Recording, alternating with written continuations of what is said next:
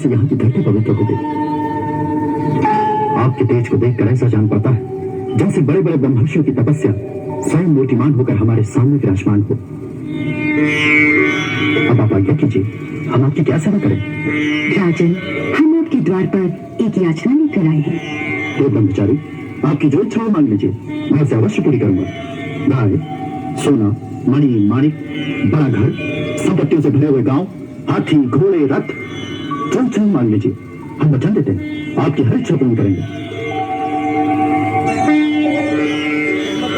राजन, आपने जो कहा वो आपकी कुल परंपरा के अनुरूप ही है।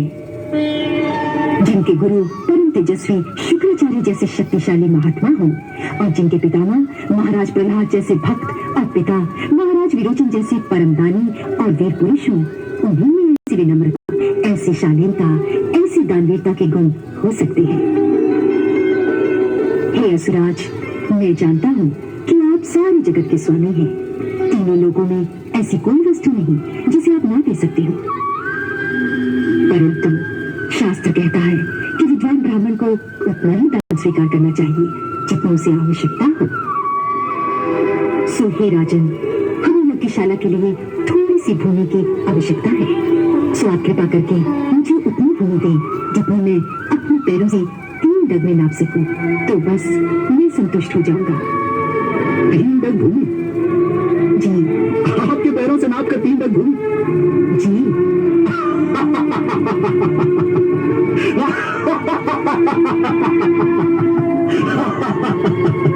ब्राह्मण कुमार, बातें तो बूढ़ों जैसी करते हो, परंतु बुद्धि बालकों जैसी ही है। आप नहीं जानते, अपने इन छोटे छोटे पैरों से केवल 3 डग भूमि मांगकर आप राजा बलि का उपहास कर रहे हैं। हम तीनों लोगों के एकमात्र अधिपति हैं। हम सप्तद्वीप नवखंड आपके चरणों में समर्पित कर सकते हैं।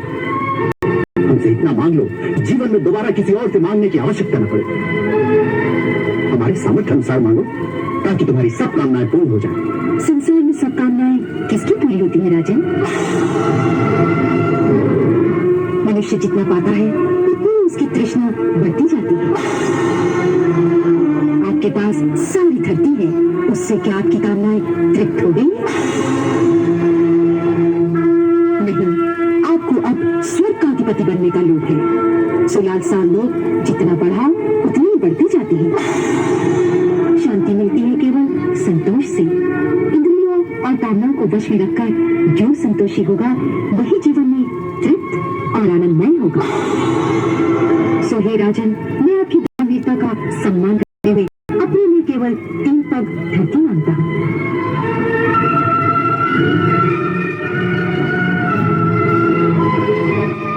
अच्छी बात है, जितनी आपकी इच्छा हो ले लीजिए।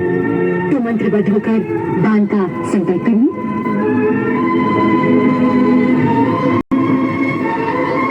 राजन, ये आप क्या करने जा रहे हैं? जिन्हें आप सामान्य बटुक कुमार समझकर 3 पग धरती दान करने जा रहे हैं, वो देवता का काम बनाने के लिए अदिति के गर्भ से जन्म लेने वाले स्वयं अविनाशी भगवान विष्णु है।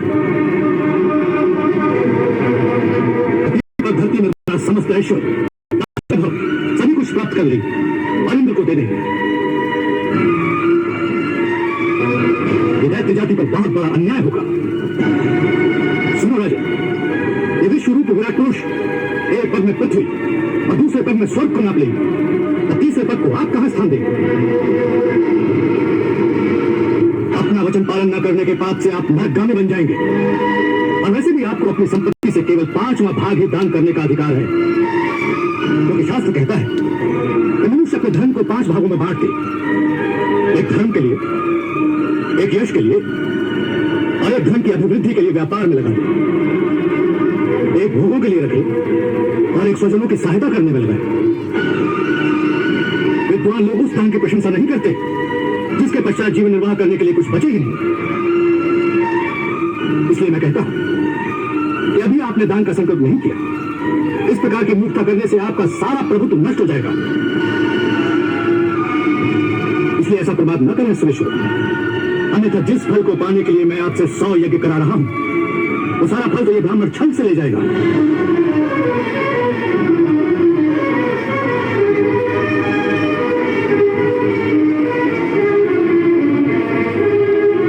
गुरुदेव,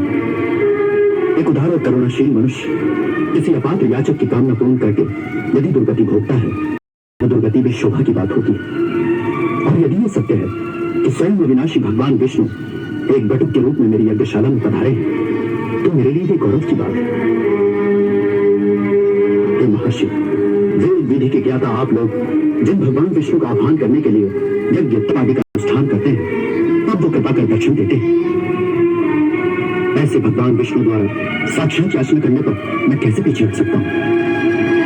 क्षमा करें महर्षि, मैं वटुक ब्राह्मण की इच्छित धरती अवश्य दान करूंगा, अन्यथा मेरे कारण कीर्ति धूमिल हो जाएगी। परंतु राजन, क्षमा करें महर्षि, मैं प्रहलाद का पौत्र हूं और एक बार देने की प्रतिज्ञा कर चुका हूं। अब एक ठग की भांति दिन के लोभ से इस ब्राह्मण से कैसे कह दूं कि मैं नहीं दूंगा? धरती कहती है कि वो सब कुछ सहने में समर्थ है, परंतु झूठे मनुष्य का बोझ वो भी नहीं सहन कर सकती। इसलिए भगवान, मैं वचन देकर झूठा नहीं होना चाहता।